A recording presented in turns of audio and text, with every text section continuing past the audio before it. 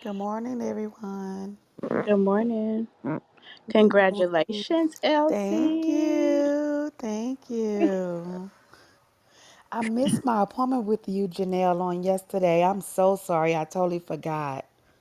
Okay, I'll be there Wednesday tomorrow. But if you I know you need some help immediately. I really do. When is your closure? Um, I think on the 15th, no, the 19th. They moved it to the 19th. Oh, okay, yeah. Give me Wednesday. Give me They moved time. Okay. 19th, Elsie? They moved it to the 19th, Tasha. They Lord. still waiting on the seller. Oh, okay. Well, girl, congrats. Pre-congrats, honey. Thank you. Yeah. Shannon, I need to talk to you too. All right, I'm down. You going in the office today? Just barely. Tomorrow? Tomorrow will be better. Okay, I'll be there I don't tomorrow. understand, Shannon. It's not like you was up at burning a midnight oil at 3 o'clock in the morning. Yeah, that part.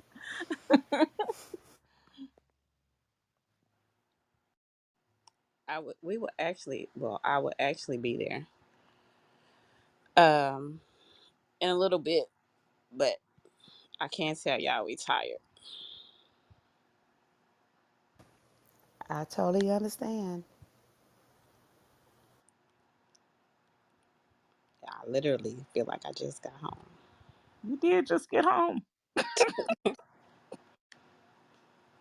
Oh my. Good morning, Brian. Good morning, Lashonda. Good morning, Shell. Good Good morning, morning. Good morning, Talia. Good morning. Good morning, Monica. We're going to get started here in a little bit, guys.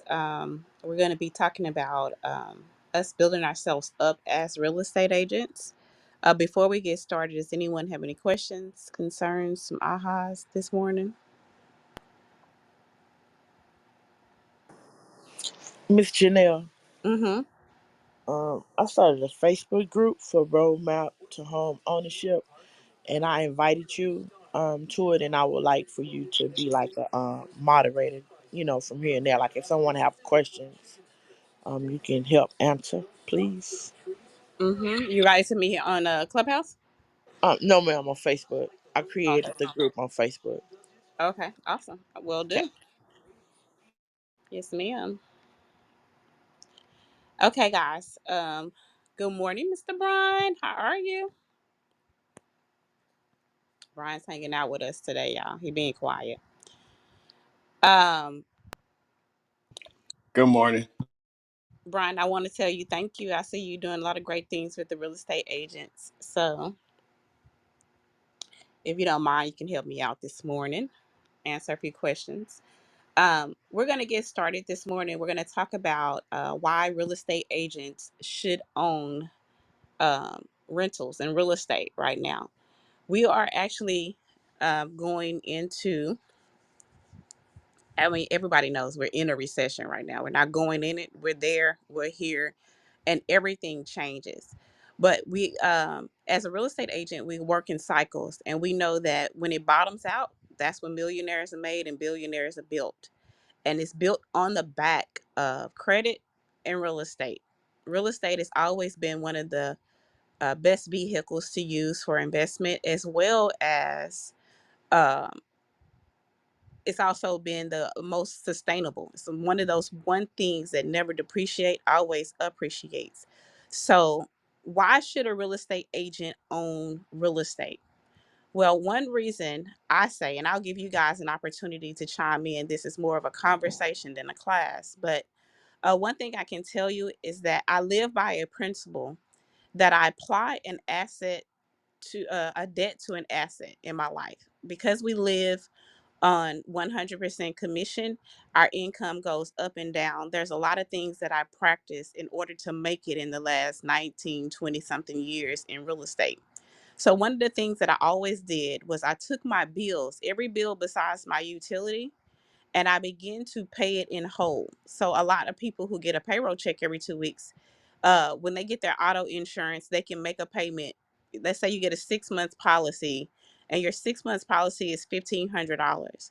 Where the person who gets a payroll check every 2 weeks, they could actually make the monthly payment of, let's say, $150. But as an entrepreneur, we have to learn how to pay those bills in a whole. So you would pay, as a real estate agent, you would pay the whole 1,500 $1,500, if that makes sense, because you really only can bank on your commission as it's coming through. So as a new real estate agent, you might not have as many deals coming through as a seasoned agent.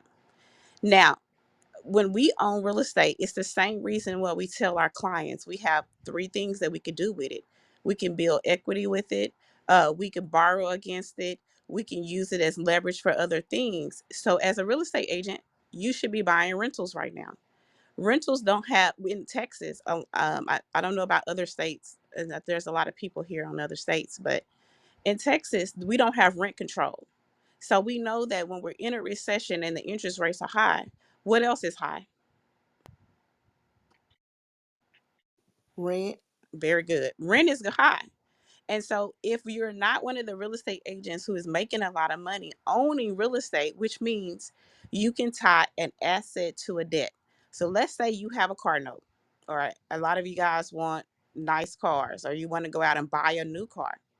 If you went and bought a rental first and you was getting $300 difference in the rent and your mortgage, now you can take that $300 and you can apply it to the car note. That's attaching a bill to an asset.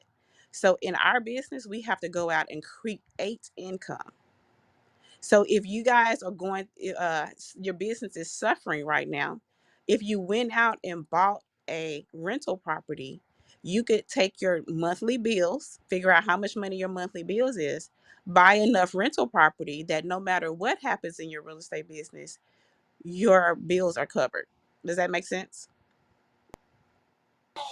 Yes.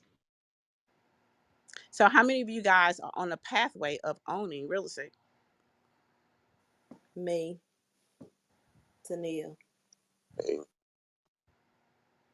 Me. So what's your pathway, right? Brian, why do you feel, can you help me out? What do you feel is important as, why is it important as people in our industry to own real estate? Here's a slow down. I'm sorry, I Go ahead. had to find a mute button. It's value in it. Like you said, it's pretty much even if you have a mortgage on it, the rental income in today's market will surpass the monthly payment of that mortgage. So you're actually making money versus losing money. Uh, So is it not true, Brian, that let's say that I was buying a duplex, and sometimes people say, well, I don't have 2 years worth of self-employed income, or I'm not making a lot of money. If you're buying an asset driven product, they grade the product, not the person. Correct, because you're able to have a lease contract on the other units. Let's take, for instance, the most popular one in that most people get is FHA product. With the FHA product, you could live in one of the units and rent out the other units. That's what most those who get those investment properties, that's duplex, do. So with that being said, is that the rental income that you're getting on the properties that you're leasing is paying that note, and it surpassed what the mortgage payment is on it. Um, Sorry, I was doing something else. What was the question again? I apologize. So tell me how that looks real in real life. Like we hear it all the time. When a property has is making money, they don't necessarily um the underwriter does not Oh, underwrite the person, they underwrite the property. So in a normal mortgage world, I would have to have 2 years of tax returns. I would have to have 2 years of bank statements or W-2s. I would have to have rental history. I would have to have a lot of resources and money in order to buy a property. But if the property is income driven, and like you said, if it's making enough money to cover the mortgage and make a profit, How does that process work? So I'm a real estate agent and I don't have all the other criteria, but I go out and I find a fourplex. They're going to look at the lease agreements that you have on the other units as monthly income coming in to help differentiate the debt to income ratio that you have. Okay. And what kind of product did you say that is? Most of the time, people are getting FHA products because of the DTI allow you to go to 55%. The regulations say 45, but it's actually 55%. Versus with a conventional, the most you could go up is 45%. Uh, On your excuse income. me. I'm sorry to interrupt. Janelle, are we allowed to ask questions? Oh, absolutely. Go ahead. I told you guys, this is Hey, a conversation. This is not class. So y'all ask. This man can okay, help. great. Hey, good morning, Brian. Okay, so on this product, when I mean, I have a credit, but I don't want everything on me. So you're telling me that I want to make sure I understand. I'm able to get like a fourplex or a multifamily unit, and I'm able to tell me how the approval process works if I don't have to have the credit and everything else. I mean, I personally have the credit, but let's say I don't have the income to support it, but I have Hello? this. Uh, Her phone was I'm Oh, sorry. ringing.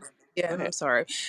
The complex that I'm interested in, or the community I'm interested in, has active leases that will go through, the next. Tell me how long the leases need to be intact. Is it good if the leases are only, if there's 6 months to 4 months left in the lease? Do you still approve based on that lease, or how does that work? What are the real criterias for that?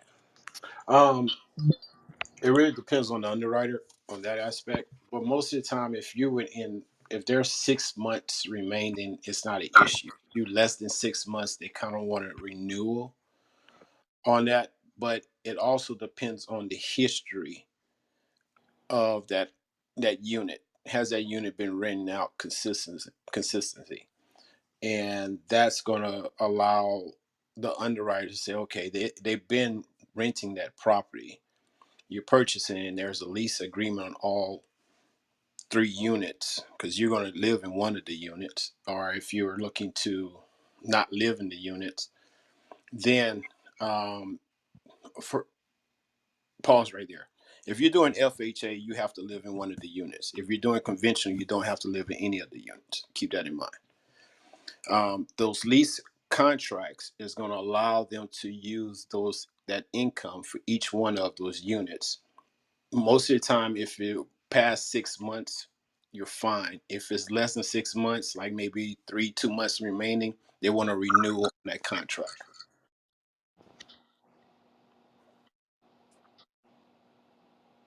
Did that answer your question? It does. I was fighting with my mute button to say thank you.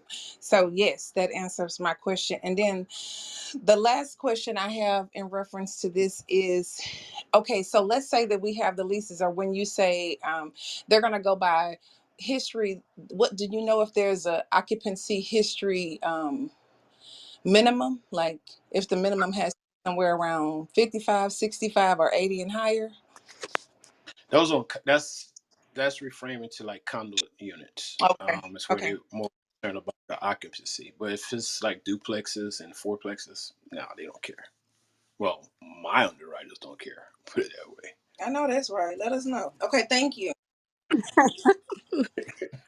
So, so this is a viable vehicle to fund your real estate business. So you guys say, "Well, I don't have money to do marketing, or I don't have money to bring in an assistant or to help me grow my business."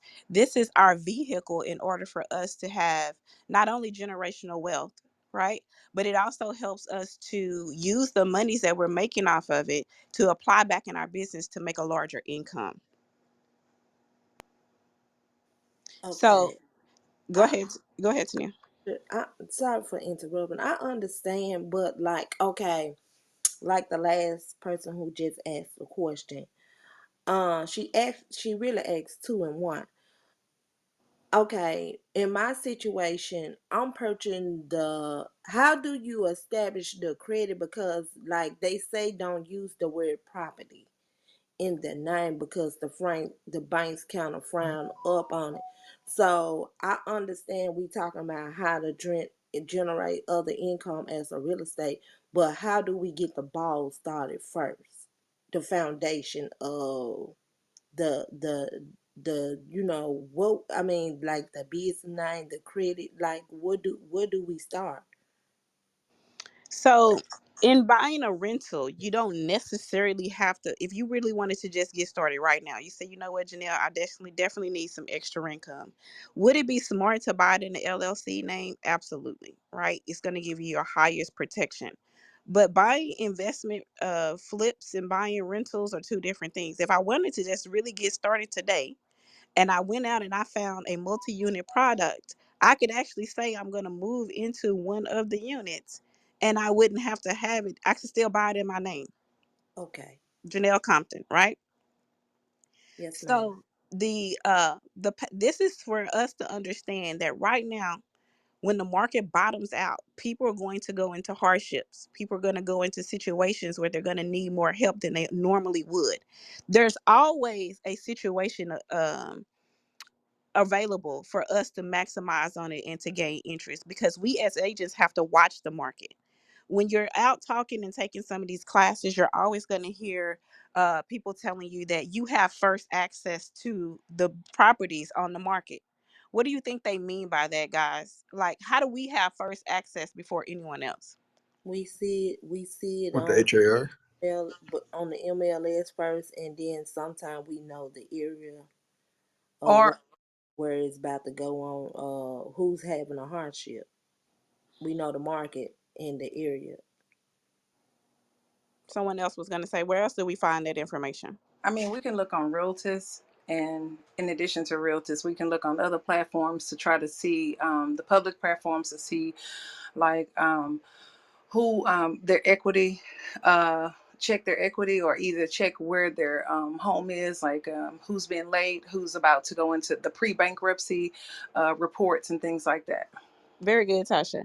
So if I was gonna buy a rental property and I really know it, Brian just told me the fastest way to get in one is to find one that already has leases on it, right? Where do you think I would go first? Just guess. Like, where would I go to find rental properties that I know they actually have people in them? Property management. I could, yeah, very good. I could call property management companies. I could make that a lead generation and say, how many of you guys, how many properties do you guys have that your landlords are interested in selling? Because once a landlord reaches its cap rate, if they buy their rentals in bulk, they will sell them off, right? So one of my lead generations is just call and say, hey, are y'all selling any properties? In this market, it doesn't really matter if it's at price. If it's at market, should I buy it? How many of you guys would buy one that's at market? I would. Who else? Who would buy a rental property at market price right now? If it was on the market for if it's worth 300,000 and it's on the market for 300,000, but it's a triplex and two units are full and they're paying market rent. They're on month to month and it's only worth 300 but it's on the market for 300. How many of you guys would pay 300 for it? I If I'm would, because it's if I still would. I'm generating going I, income. I FHA, if definitely. I'm going FHA, yes. Um, buy now, pay later would be my ideal. But if I had cash, I wouldn't. I'll be negotiating. Why? Um, because I mean, I got cash. I can offer a quicker close, and then I'm pretty sure there's gonna be some repairs in there that I will probably have to fix. So what I want, what there's nothing wrong with your process and the way you're thinking, right? As real estate agents, we are geared to get a deal. But what I want you guys to understand is that you wouldn't turn that away because that's still a deal. Remember, I said it's a triplex. Two units are rented at market rate right now, and they're on month to month. So, what are my opportunities in that situation? Steady flow of Uh, income already there. House hack. Very but what's my other opportunities? If I they say okay, I let's say I tried to get it in cash. They kept I tried to negotiate them down. They said no. We got 10 offers at 300,000, and we got two that's overpriced. You want to get in the game, you got to come in at 310. Would you come in at 310? It's already making a dollar. It's already evening out. The two units pays for the thing, and I'm making 100. I'm making $200 profit. I got one unit that I gotta live in, maybe, right? Because if I did conventional, I don't have to do that. But I got two tenants paying what is enough rent right now for me to make a profit, and they're on month to month. Where's my opportunities in this deal? Okay, so for me, I would buy it. I would try my best, like the other agent said, to try to negotiate if it's cash, but I would still buy this deal. One of my opportunities is the fact that it's month to month, and I would be advertising new management. And under new management, it's at our discretion to be able to do a rent increase. In almost every business, there's a rent or rate fee increase. In order to keep business alive as a part of profit. And so I would do that, as well as look at opportunities to see what we can do to advertise. Because if I don't, I mean, even if they're paying at rent, I can do a rent increase, but I can also advertise to get a tenant in there at the rate that I want to increase it to. Absolutely. So I got an opportunity to raise my income. It's already making a profit. I can raise my income because now I got a free place to stay. Raise my income and increase it, and with some new tenants. Now, um, Tania, you said what every it's probably gonna need something done, right? So a smart landlord just thinks about what preventive maintenance I need to do. I need if it's a C and B property, I'm not gonna go in and make it cute. As a landlord, we don't go in to make it cute. We don't go in to make sure that it has the best products. If it's somebody paying rent, we go with that. We wait till it break down. Ray, how many rental properties have you bought for your investors in the last 90 days that has tenants in them? So 90 days, it's been 9 investment properties. How many of them have you just? How many of them still have tenants? Full occupancy right now. All of them are. And what did you do to them? What did I do to them? Like when we got them? Yeah, did you do fix them up? I mean, the Airbnb, but nothing else. None of the rest of them. So that's another opportunity, right? We didn't even mention that opportunity. It's an opportunity for me to Airbnb out my unit,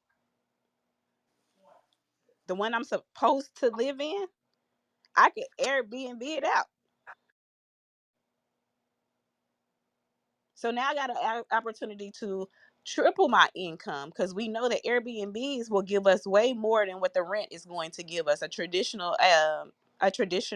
tenant will probably give us $300 or $400 a month, and an Airbnb will give us $1,200 to $1,500 a month.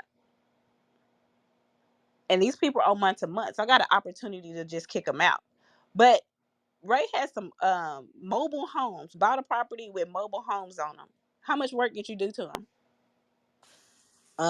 Nothing to one. Just one of them had to be painted, and the toilets had to be replaced. So it was maybe about $1,600. And how much rent do you? How much what's the overage on the rent? What's the gap? Um, what do you mean? How much they making off of it? Each one. Well, it was cash because it was so cheap. We found it so cheap in the country. But each one, I mean, we're making about $1,000 off of each one. And how many on the land? It's three. Three, making $3,000 a month, and you spend $1,600. I guarantee you, it's nowhere she would live. Nowhere any of us would live. But the fact that we have opportunities to get to these properties before most people because we lead generate in this arena, right? If we went to eviction court, guys, eviction court is full of nothing but pissed off landlords. So if you went to eviction court and they owned a triplex or a fourplex, and they had to put out 2 and 3 tenants right now, when that landlord walks out that court, they are pissed off. If you offer to buy it from them and they've had it long enough to realize the income, they may actually sell it to you. But all eviction processes are public record. So you could actually mail a letter because it at least takes 2 to 3 weeks for the eviction to actually happen. So if you just took the eviction list and mailed a letter to all of the people who were going through eviction court, all the plaintiffs, and told them that you have investors who are willing to buy their property right now, how many of them you think will actually sell? Like I say 25 to 50% of them. 25 to 50% of them. Here's your Hmm. other opportunity. In the MLS, if you guys go in and sort your market watch on your front screen, if you sort it for properties that's been on the market 60 days or more, 9 times out of 10, those properties have problems. You could actually go in and lowball them and offer to buy their property and turn them into rentals. So create yourself a hot sheet. How many of you guys know how to create a hot sheet? I do. So what I would do is I don't. I would create a hot sheet where all of the first I would go to Airbnb to see where the most common places and where the places are being rented so I could see what the price ranges would be. Then I would go into the places in the city where it's surrounded by entertainment or medical field, right? And that's the hot sheets, that's the areas, the subdivisions, the MLS areas that I would set up my hot sheets for. And I would set it up to send me any listing that has been on the market really 30 days or more in this market, but in a normal market you would do 60 days or more. If it's been on the market longer than 30 days, y'all know it's got to be something wrong with it. So what's the probability, what's usually wrong with them if it's been on the market that long? Plumbing, AC, roof, electric. Yeah, major things that they can't afford to fix. What's another pain point that people are usually going through? Tenant stay there. Mm-hmm. What else? They could be going through a divorce, right? Mm, They can't afford to sell it because they're in a forbearance and they owe more than what they actually can sell it for the market value. It could be in pre-foreclosure. It could be an estate sale. Usually these are the ones that don't sell outright because the owner owes more money than the house is can be sold for. So they're denying every offer because technically they can't sell it unless they get a certain amount of money. So there's literally a lead generation for investors. If you sometimes you're gonna come across investors and they're gonna say, "Hey, do you what is your process to help me find rentals?" I want you to write an offer on every property that has been on the market over 60 days. I just want you to write this offer. They have a structure to the offer that they want you to write. Because an investor can wait on a short sale. Can a person who needs to move and because their lease is about to be up at the end of August, can they wait for a short sale?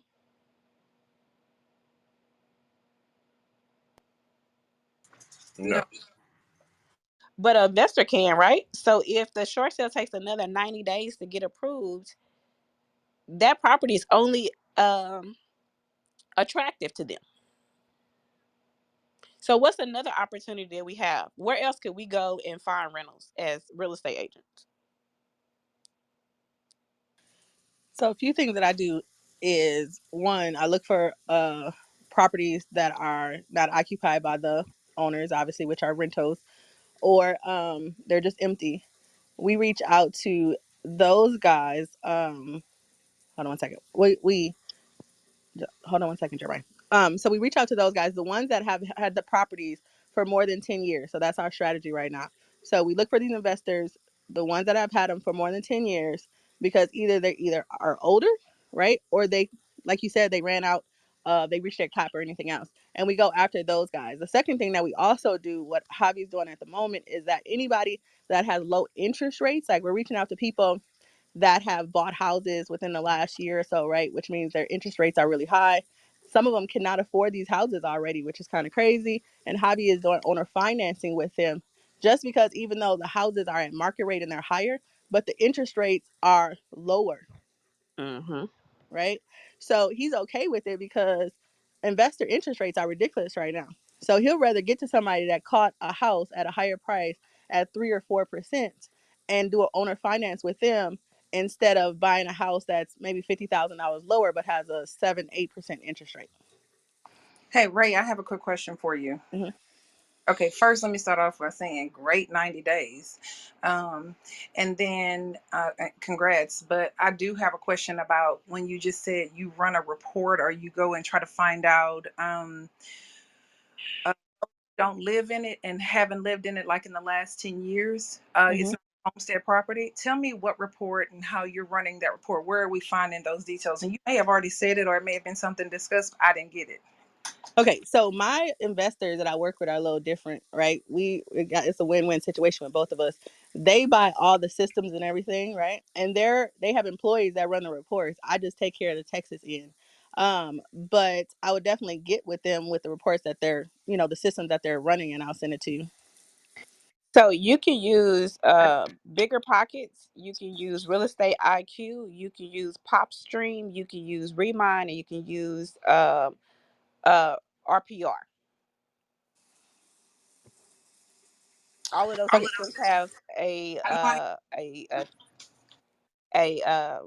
a system that actually does that for you. Okay, thanks. And All Ray, right, and then what's the the last thing other I one gotta that hop in the we shop. used to do? What's the other one we used to use? When we When first at started KW. this investment stuff, Infuser Smart or something smart, soft. Oh yeah, I have to Uh, look it up. It was really good. It was actually the best one, but it's more expensive. yeah. And then the last thing, so we're doing things a little bit different with Airbnbs just because the laws are starting to change. And one thing that we learned is that laws don't change in areas that don't even know anything about Airbnbs, right? They're going to change, but they're not going to change as rapidly as places like Houston and the Galleria area and stuff like that. So we're actually looking for areas that don't really have Airbnbs at all, that have no deed restrictions, and we're getting houses from out there. That's how we got the houses in Shepherd and Crockett and everything else, because a lot of people don't even know about Airbnbs, and a lot of people haven't moved out to that area yet. Within the next year, Crockett and Shepherd is going to be flooded, right? So we're staying ahead of everybody else and getting to the areas that nobody's at, and we're putting those Airbnbs there or just doing the flips and stuff because the prices are still lower and the houses are staying on the market a lot longer, so we have room to negotiate. It's very smart to do it. And so we not with y'all, but Ray, I like to toot my own horn because I told her I'm the smartest person I know. So I've been begging her to buy me a mobile home park for the last probably since we known each other for 5 years. It's money in mobile home parks, guys. So if you went to these outskirt cities, everybody wants to buy in the city, right? They think, oh my God, I need to own a property in Cashmere Gardens or Trinity Gardens and all of these places. But just imagine if you went to Dayton and bought a mobile home park or just bought 4 acres of land. When you own a mobile home park, you're only responsible for the taxes. They pay all of the utilities. They pay there is no maintenance, the land, they maintain it themselves. So literally you allow someone to put a unit on that property and you pay the taxes and they pay you rent. So what's the income off of a mobile home park, Ray? Um, so it's very dramatic, right? So, I mean, so we learn from Andre all the time that you could take a 5,000 square foot lot and put two houses on there, right? So that was plus, but with the 5,000 square foot lot, you could put probably five mobile homes on that lot, right? So, I mean, if you're charging, depending on if you're bringing the mobile home or if they're bringing the mobile home, you could charge up to $600 to $1,000 in just rent, their own mobile home, right? That's just land rent. It's ridiculous right now. And if it's a very nice mobile home, the ones that we got are older, right? So we only could charge 100,000 to 1,200. But if it's a very nice mobile home, people are charging regular rent, $2,000. And what I've realized, Janelle tried to tell me this, but what I realized over this process is that a lot of people stay at mobile homes, right? When everybody was calling me to try to rent these places out, I'm telling them, hey, you guys, please go look at these properties first, right? Because in my head, I'm thinking they're not going to live in them. And I had more than 10 people ready to move in on the first day that I put it on the market. So they're very profitable.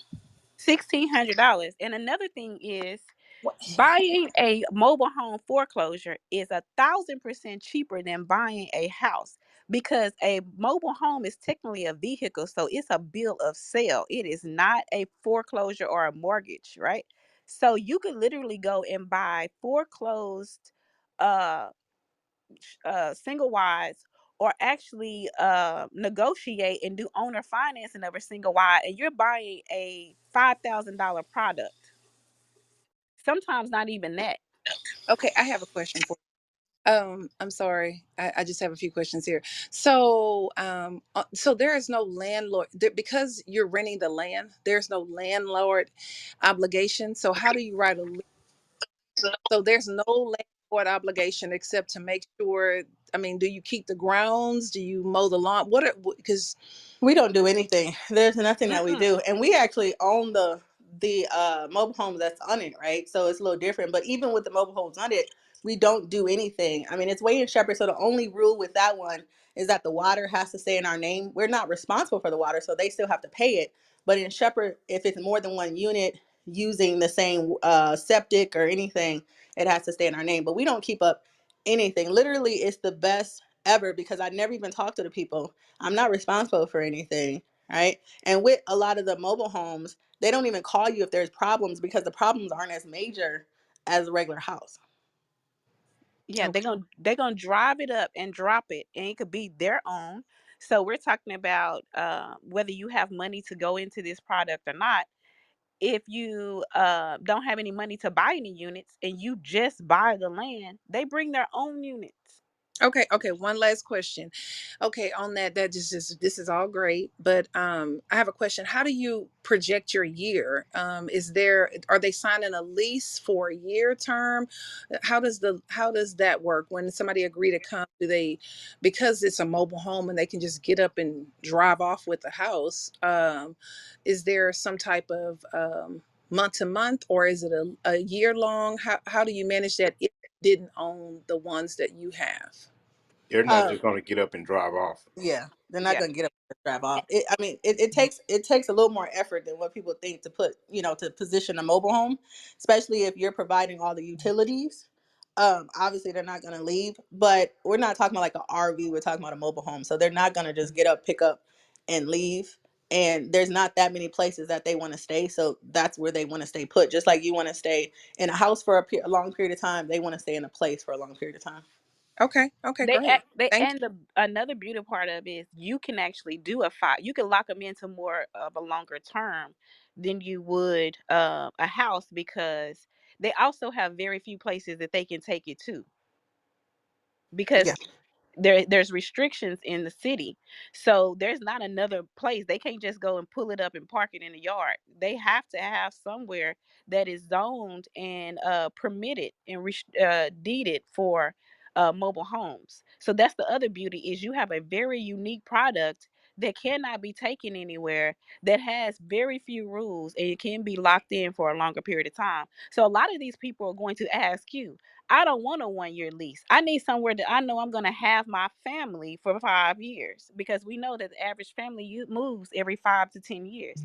So they'll be willing to sign a 5 year lease on this property so they know that they got somewhere to be. yeah. So even when the trailers are thank yours, they'll sign that long release too. And a couple of reasons why. So if I had a regular house in a city, I personally wouldn't want to give nobody a 3 to 5 year lease because the market changes, right? It could go up and you just don't know. But when you're renting out land way in Crockett, Shepherd, and Cold Springs, it takes a while before the investors get there and it start turning to city living.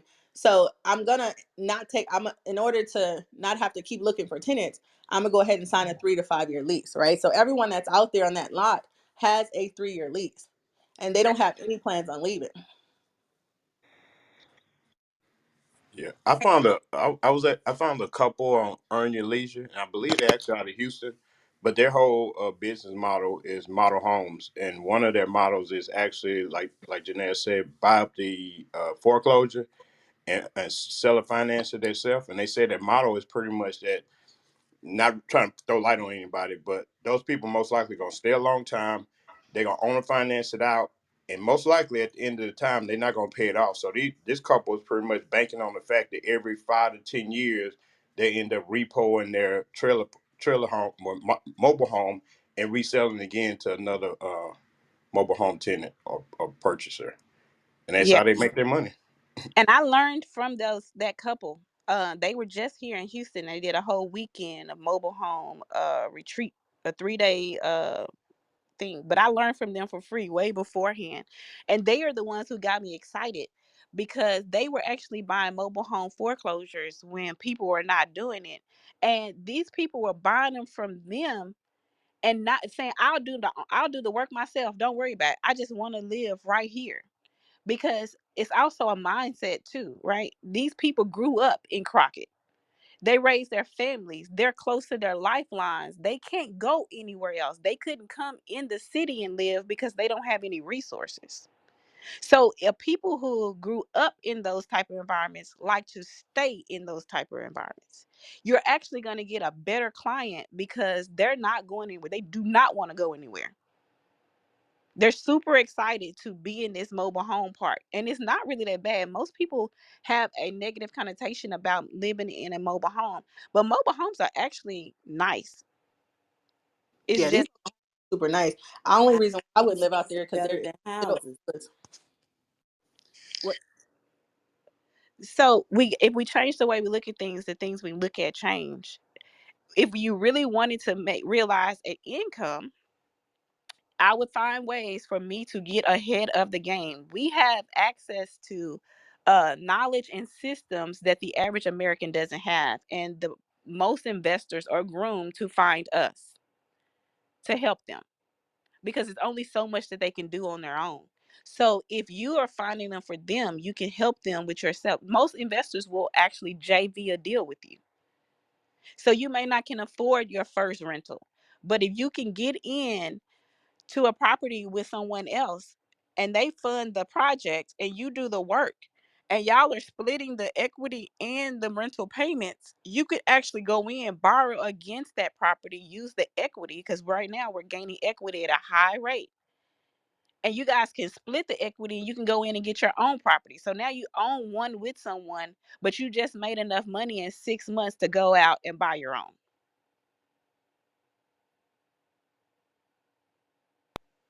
But does you this funds your life. So I'm hoping this is making sense to you guys. Why every real estate agent should own some rental property. I think it boils down to mindset. A lot of times we believe, and hell, it was me too, that we don't have access to this money or we don't have access to these people, and you just got to step up and do it. You know what I mean? Put yourself out there, start being comfortable. Even on Zillow, you guys can find a lot of property. There's a website called Equator. Just go to www.equator.com. They have a off market section, which are landlords who have rental properties that they want to sell, and they only use the cities um, that are have a high return. So Houston is one of them. I think Dallas is on there, but every city is not on this website. And literally, their landlords, they're telling you how much rent they're collecting, how long they've had the property, what quality of tenants, and you can actually go in and buy off market properties. So this I've always thought this way, and it may be right or may be wrong, but I believe as real estate agents, owning real estate will beat a 401k every day. So imagine you working at your job for, and I don't mean to offend anybody if you have a 401k when I say this, but you've been on your job 20 something years and you don't have enough money in your 401k to even retire, right? You don't even have, let's say you done been there 20 years and you have $100,000. We know right now that groceries are uh 30% more now than they were 6 months ago. So imagine waiting another 10 years and giving your time for 40 hours a week and you got another $25,000, right? So you got $125,000 when you turn 60 something years old and you 45 like me right now. That extra $25,000 is going to be ate up in inflation because 20 years from now, things are going to be double what they are today. So literally, I got to keep working. And that's why we have so many older people in the workforce right now. But imagine today, if I would just went out and did this process, did not make any money off of these rentals, but I own 15 rentals right now. And in 20 years, they were paid off, and I had 15 rentals paying me a minimum of $1,000 a month. I'm not even talking about raising the rent. I'm saying we just keep it where it was at today's prices. And let's say I was renting them out for $1,500. So now I got 15 properties that are paying me $1,500. So that means I am making $22,500 a month. Am I not beating any 401k out there? Yes. Absolutely. And how much of my money did I spend? None. Minimum. How much of my money do I spend when I contribute to that 401k? A lot. All of it, because it's my money. It's my money based on interest that someone else controls. But in Texas, we don't have rent control. So I control the rent. So one, I got 100% control. I got 1,000% return. And if I decide that I'm too old to do it, at one point I can sell them all. And that's what Ray just told you to look for. She told you to look for the landlord who's tired of being a landlord and they want all their money right now so they can go travel abroad.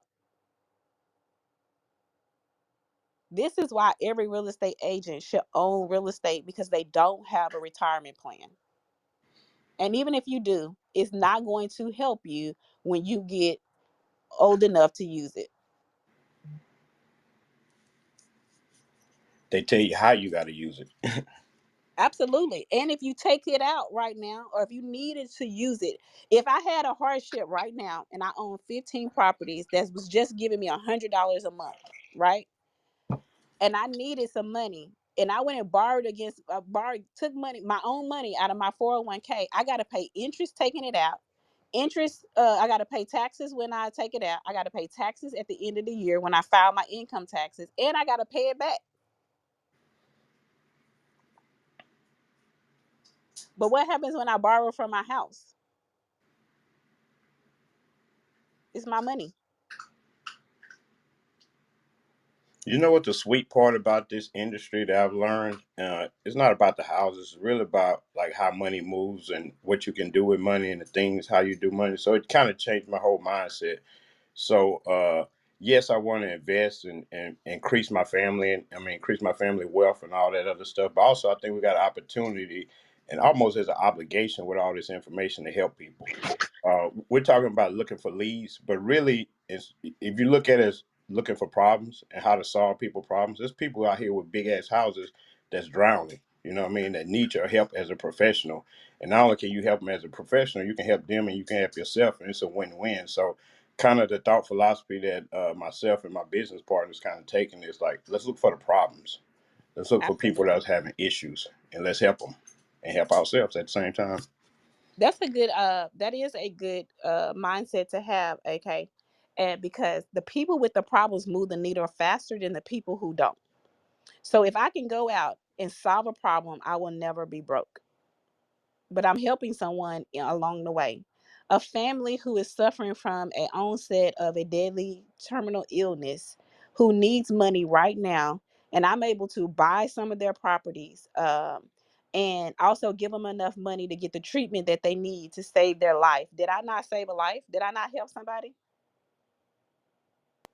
But they actually need money right now, and I need a rental property. When the market flipped in 2010, I became a short sale specialist, and that's another reason why I'm telling you, you need rental properties right now. You guys are going to have to niche right now in order to last in this market. The market is so fluctuating with everybody selling real estate, and right now problems are being created in the back, and we don't know anything about it. So when people were getting out of real estate, I chose a niche. So I chose the niche that solved problems because I had the mindset that as long as I can solve a problem, I would never be broke. And I had a bunch of investors who had bought property from me in California, and they didn't ever live here. They just owned a lot of houses because at that time the interest rates were low. just like now, and they bought a bunch of them up. But what a couple of them got breast cancer. Now, this one lady, she owned 20 houses, and all she wanted to do, she lost her husband, he left her. She didn't have any income coming, and she was steady having to get treatment, so she had ate up all of her savings, and she just wanted to get these properties sold before she died. So imagine someone calling you and say, "Hey, you know what? I'm in stage 4 cancer, breast cancer. I've had it before. I need to get my affairs in order. And so all of those properties that you sold me, I just need to get them sold. I haven't made a mortgage payment in 6 months because I had to pay for my chemo treatments." What a blessing could you be to somebody to get them all sold off, to get them money to take care of their affairs, but at the same time, now you have 20 rentals that you can shop around to investors, or you could actually buy yourself. And how many of us as agents would have said, "Oh, she's all right. She's a seasoned investor. She knows what she's doing," and not gave her the effort or the service. Absolutely. So it was actually one of the ways that I came up, because some of them I didn't even have to sell.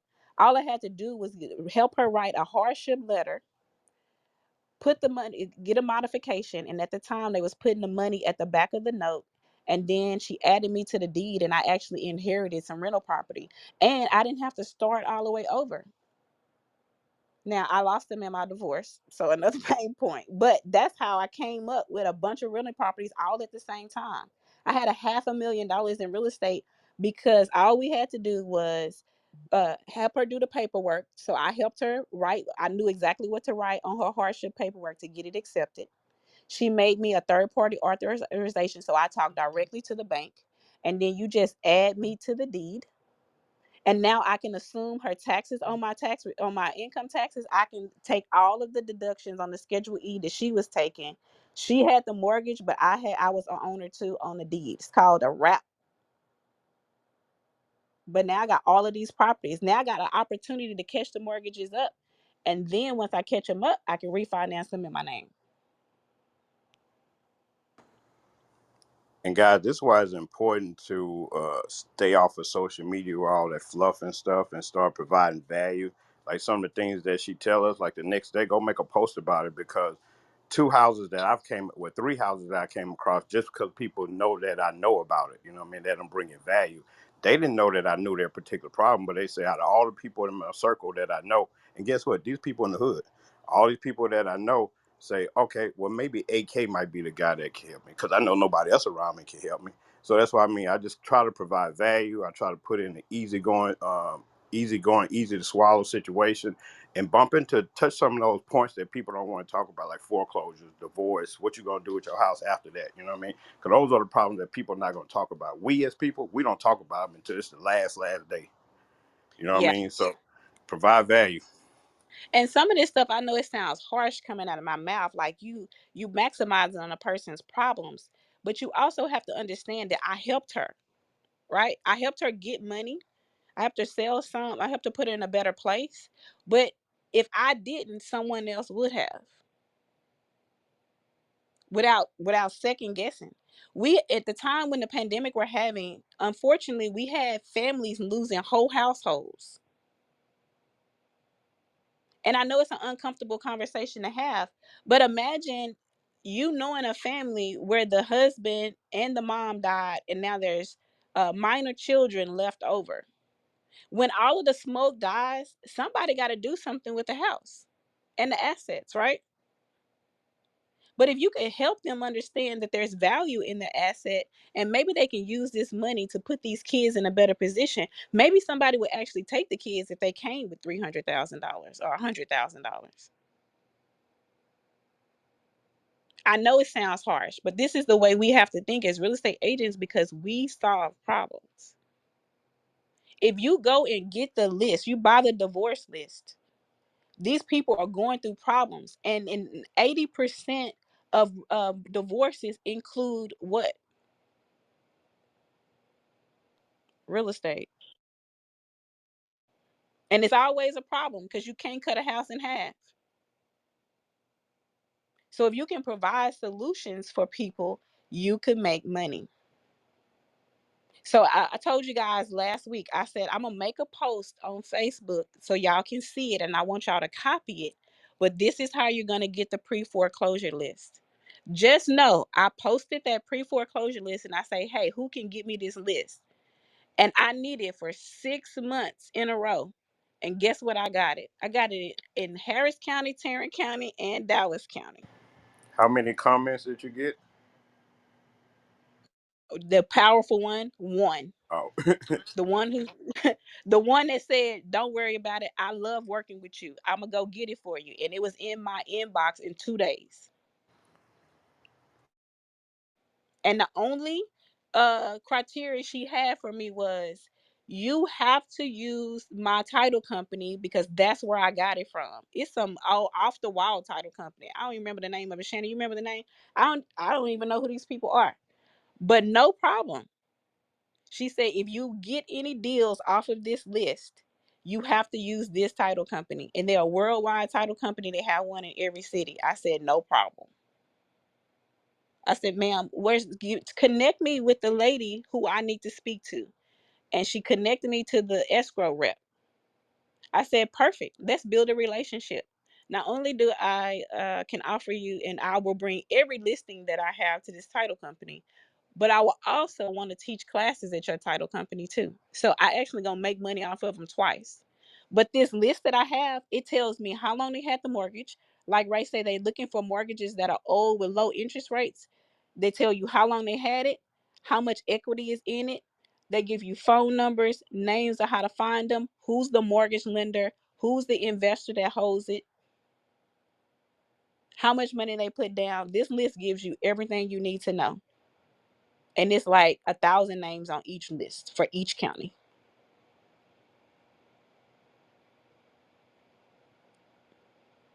So there's a lot of ways for us to get in this game for free. Then there's some times we get in this game and we need some money. If we don't have the money, what could we do? If I wanted to buy an investment property right now, but I don't have any money, I'm a real estate agent, I want to get in the game, and I know where one is right now, I can go find it. How do I get in the game? Like you said earlier, you can JV with the investor. Tell us what JV is, Justin. Uh, I know what the meaning is. It's basically like sharing, partnering with the investor. Um, God dang, You're yeah. right. Go ahead. You don't have to know what the J and the V stand for. I tell you, but what's the whole concept behind it? Basically, it's like you basically, in a sense, you can look at it as a wholesaler in a little bit. You go find the deals for the investors and you bring them on, and then you guys split whatever profits y'all make. Yeah, but the investor brings the finances, right? Yeah. You bring the product, they bring the finances. So JV stands for joint venture. So a lot of people, when they get into investment deals, they either have one or the other. They have the property or they have the money that they can make. So if you went into a joint venture and you didn't have the money, you go find the property. The investor that brings the money still splits the deal, split the profits with you, because they wouldn't have had the property if you didn't bring it, and you wouldn't have had the finances to buy it if you didn't have the property. So it goes hand in hand.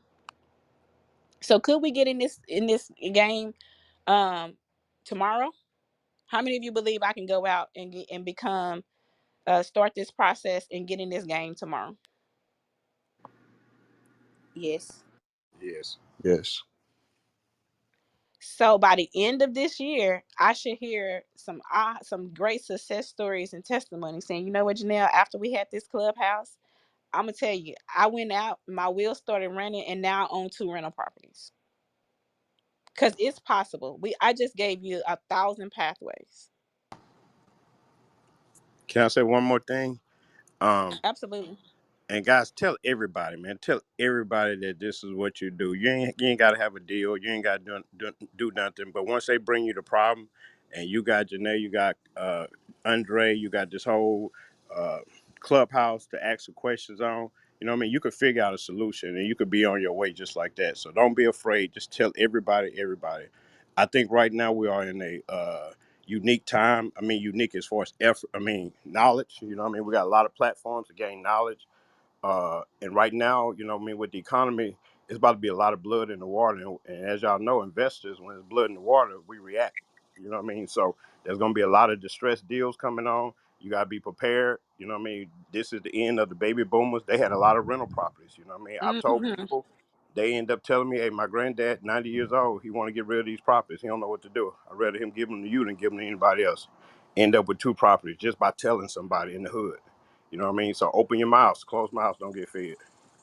So, AK, if you don't mind, when you decided to become, let's give a realistic timeline. Like sometimes we see stuff online and it sounds too good to be true, and people don't really know what to do. So you decided one day, I think you told me like you went to one of Andre classes, or you just decided, okay, this is something I'm going to do. How long did it actually take from the day you said I'm going to start doing this to actually getting a contract? All right. Well, let's be honest. I deal with analysis paralysis, so I've been thinking about this for a while. So, but anyway, when I Okay. finally decided to match the gas, I called Andre. I don't know. You probably had me out, Andre. It was sometime last year. I say, man, I just want to ride with you. I just want to see what you do. Um, I knew all the background, I knew what you needed to do. I thought I didn't have enough money. I thought I didn't have enough access. I just kept talking myself out of it. So when I went to see Andre, I actually saw it in action. You know what I mean? This wasn't a field trip. It's just me one on one and one on one. And if you're going with Andre, Andre gonna drag you around. Here, blah, blah, blah. Check this out. Check this out. So as we looked at a couple of his properties, I said, man, I don't have enough money. He said, what you talking about? Man, you got money. He said, I got money right now. You got a deal? I got money. That's what she talking about, JV. So couldn't really find one. So this last year sometime, me and Derek Bell, that's on Derek Ball, I'm sorry, that's on the phone right now. We got together, we kind of put together a plan. We found a property, man. It was just kind of like it's the energy. You know what I mean? Once you get yourself in them circles and get yourself around the right people, those opportunities gonna come. Those money's gonna come. So I would say probably within by December of last year, we had a property and we was rocking and rolling, demoing into everything. You know what I mean? It took about 6 months. And within that 6 months, like I say, I bumped into two other properties. Somebody called me about a property in Dallas.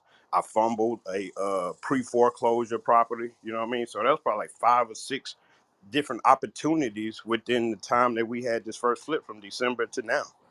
You know what I mean? So, like I say, you got to do it. You got to get out there. You got to start telling people, and it'll come. I promise you, it'll come. So 6 months, you got a five opportunities. That's Hmm not by accident. That's just by saying it, going out, putting yourself in the atmosphere, because energy begets energy. So eventually Yeah. people, like you said, you go out and tell enough people, somebody is going to call you. And you guys don't have to say it out loud, but I bet if you listen and look in your mind and just think about it, all of us have that granddaddy, that uncle, that cousin that always had real estate. hmm Eventually they're gonna get too old to use it. So you can actually start in your own family and see if you can help take those things over. Property management for free. Hey, Uncle, Yeah. let me do the property management for free. And But a nowadays, lot you of can do an app. Yeah, but a lot of us, what they do, they have what AK just says. We have analysis paralysis. Right now, y'all are sitting here thinking and coming up with a plan and coming up with all the ways that what we saying don't make sense. Like, this is not right. You can't do that. You can't do this. So you mean to say that, okay, that don't work. I tried that. Y'all are analyzing the mess out of what we're saying right now. And you will be sitting on this information for about 3 years. And guys, all that came with no direct mail, no nothing, just word of mouth and just manifestation. You know what I mean? Just imagine if I would have did a tenth of what I was supposed to do.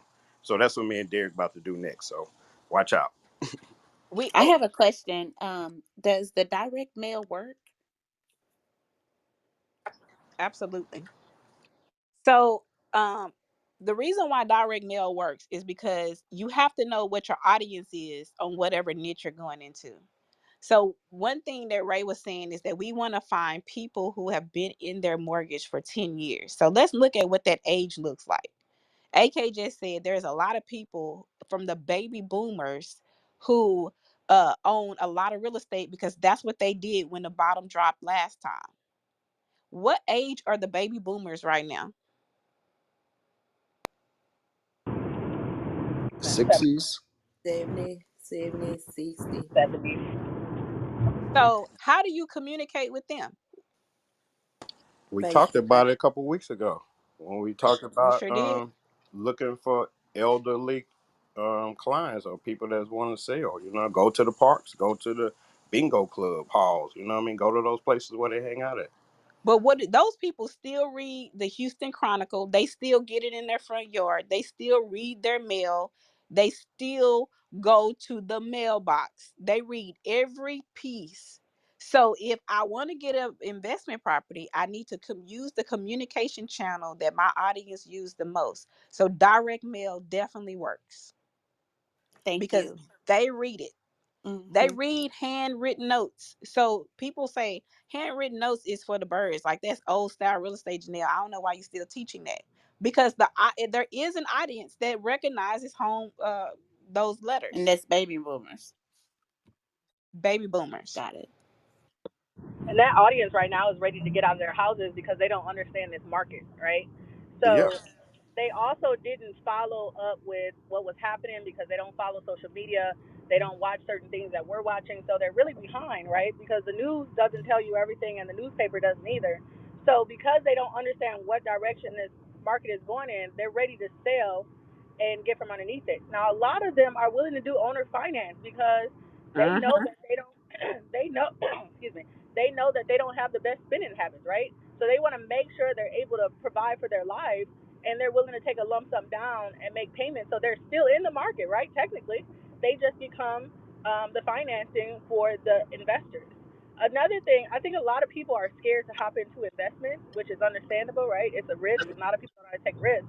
So you can start off with apartment buildings, right?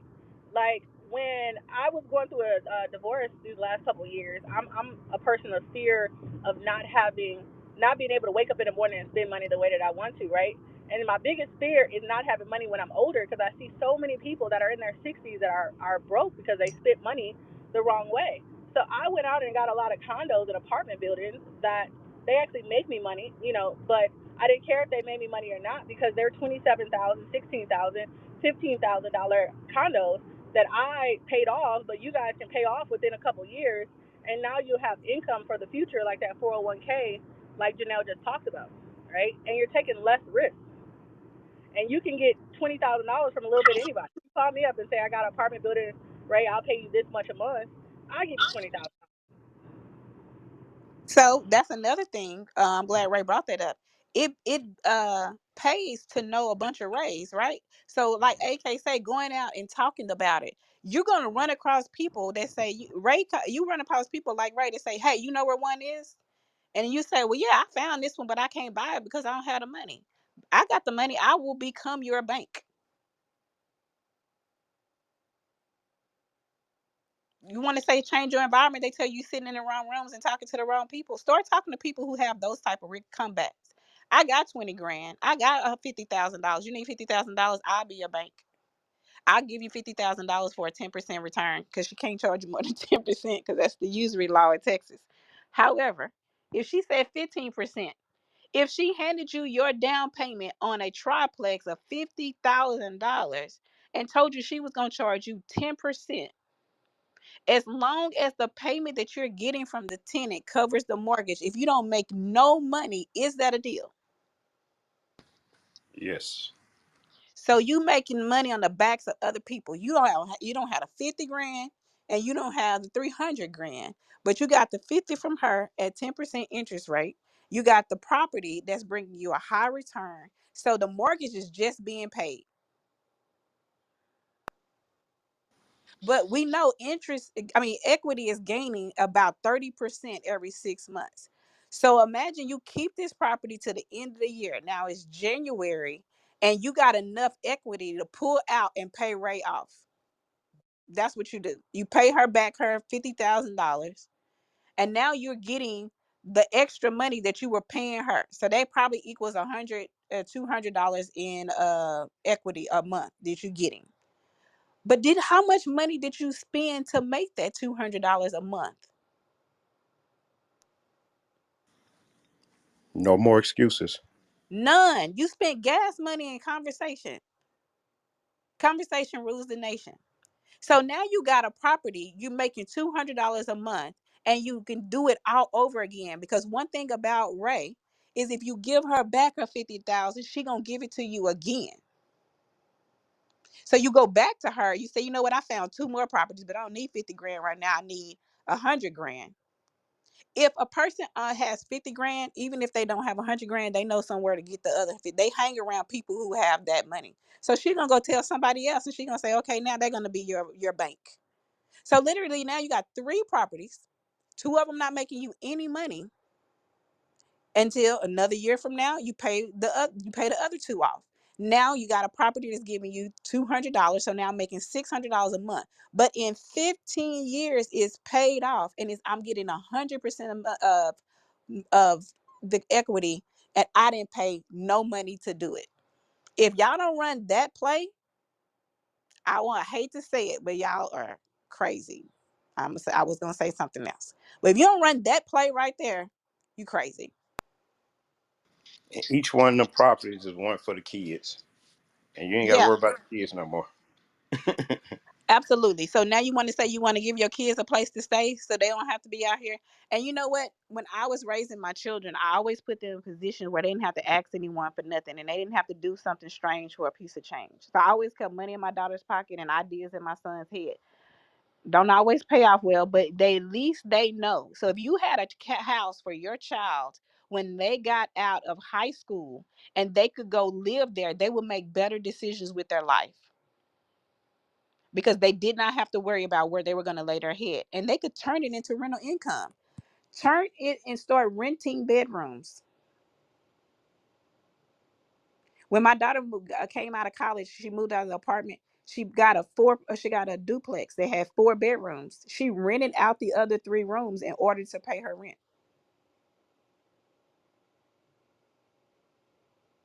And they still living there. She moved and she rented it. She didn't buy it. She just rented a place. Got 3 people to say she. I told her, ask the people that's living in the dorm with you, because let me tell you, student housing is another good thing. She was living in an apartment. It wasn't even part of the school. It's by the school, and each apartment had 4 bedrooms in it, and every bedroom made $700 a month.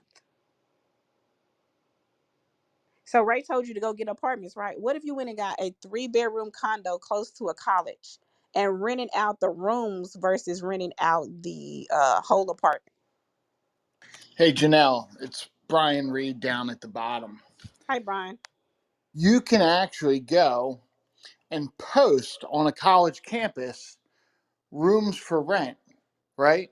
You get those people, you put them together, you ask them to get a couple of their friends that want to take one together. You go grab your realtor, right? If you're not a realtor, you go grab your realtor and go look at properties. And you go to the kids that are with you. Would you rent this one for $400 a month? What about this one? And when the numbers make sense, you just buy the house. You have tenants in place even before you settle on the thing. I have a client that does that, and it's guaranteed rental income. So I mean, you're dead on with that.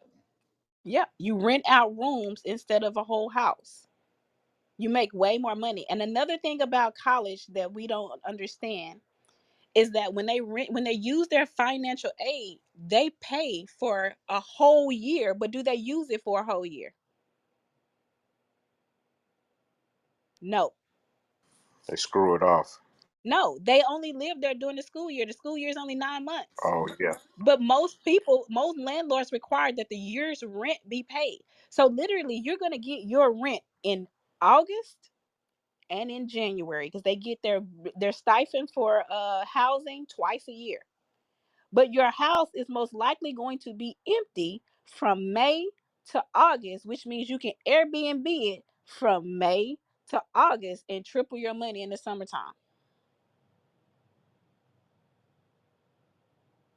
That's the reason why I coached my daughter to move out the dorm, because they were paying a year's worth of rent, but only occupying in 9 months. And it was a requirement. You could not pay from May through June.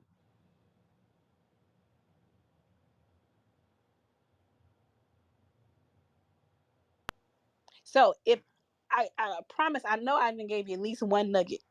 I didn't hit every generation. So if you are young and you're a millennial or you're a Gen Z, you know people who need places to stay. You need, if you are getting real estate and they tell you that your generation that you service cannot buy, they can rent. So you guys definitely have enough money, enough information to make money, and these are the reasons why every real estate agent should own real estate, because it's going to fund your career and your life. And most of us don't have retirement plans. So I hope you guys really enjoyed this information. What questions do you have? What comments do you have? What ahas do you have before we get off today? I just want to say thank you, and we ain't really got a lot of excuses, y'all. So let's get to moving. That's real. Yeah, that was my question. How many people are going to get off of here and actually go and find a property, being that she's already gave you the direction to go, right? And you don't even need the money, because sure, he can unmute and tell you that he's waiting to go in on a deal with you. I think more short term for Andre, he can go in and deal with you right now. So if you find a property today and you pick up the phone and you call Andre, it's going to be your first investment property. Yeah. Even if you go and join all the investment groups in the world, don't just join the investment groups in your area, join them all.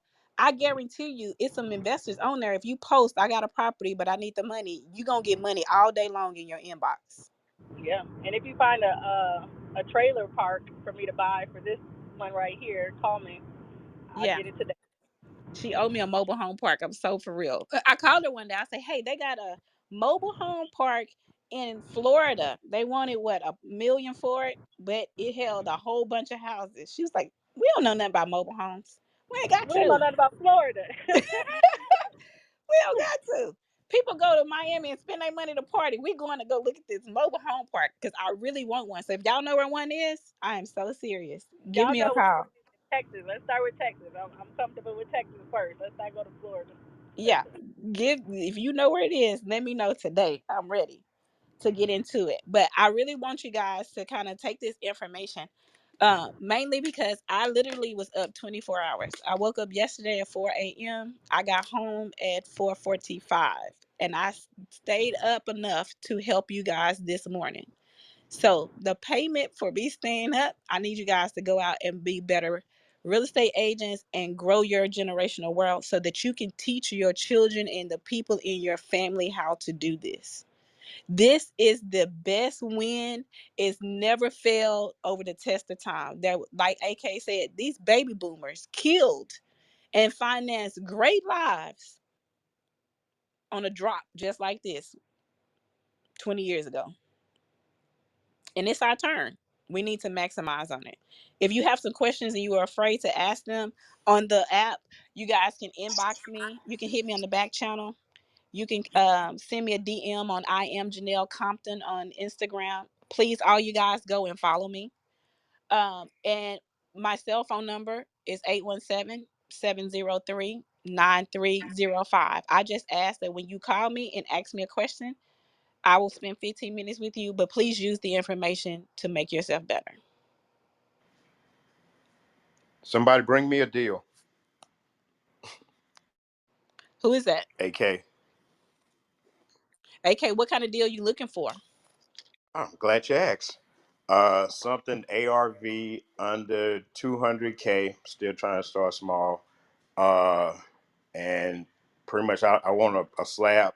I don't want no deal with no foundation, no pier and beam type situation. That's pretty much it, man. 200K, and I'll figure it out. It doesn't matter where it's at. Not really, but I would prefer something on the south side. I want to kind of tap into that hobby airport area, so I'm kind of interested in seeing a little bit more about that. So this is one of my suggestions would be AK is when they don't give you a table, you create a table. Oh, I'm working on one. So I would go to the app, I would go to Meetup and I would create a Meetup. And Okay. the way that you come to my table is to bring a deal to the table. You can come here and you can shop your deal in this room. Create a room. When they don't want you to have one, build one. Yeah, I'm working on one. But you got to say that out loud all the time. And this is how you grow your buyers list and your property list quickly. Is tell everybody you know, bring me all the properties, I'll buy them. Because a lot of real estate agents still, people period, still cannot wrap their mind around doing what we just talked about today. Like they just have a mental block, but they know where properties are. Most of us on this phone right now is 40 something people, and most of us already know where a disadvantaged property is. Someone has came to us and told us that there something has happened and they know where property is. They just cannot get themselves to go and move the needle to buy it. So your phone's gonna ring today. People are going to tell you, I know where property is right now. Let's JV it. But if you say it to more people, you will get more properties. So use platforms and create them. Okay. Thank you. All right, guys. You have a blessed day. If you guys are part of CR Elite, today is orientation day. I will be at the office. Class starts at 12. This is a good day to learn how to operate in CR Elite Realty. Tomorrow is contracts day. Thursday is addendums day. Those two classes do come with CE. So if you haven't taken them already and you need to renew your license, it is available on Zoom and also in person. We would love to have you. And I'm going to try to get an hour of rest, and I will see you guys at noon. Y'all have a great day. Thank you. You're welcome. Thank you. Have a You're welcome. good night. Thank you, you too. Diamond, can you call me, please? Yes, ma'am. Send me your Oh, number. okay. I'm sending it right now. Okay.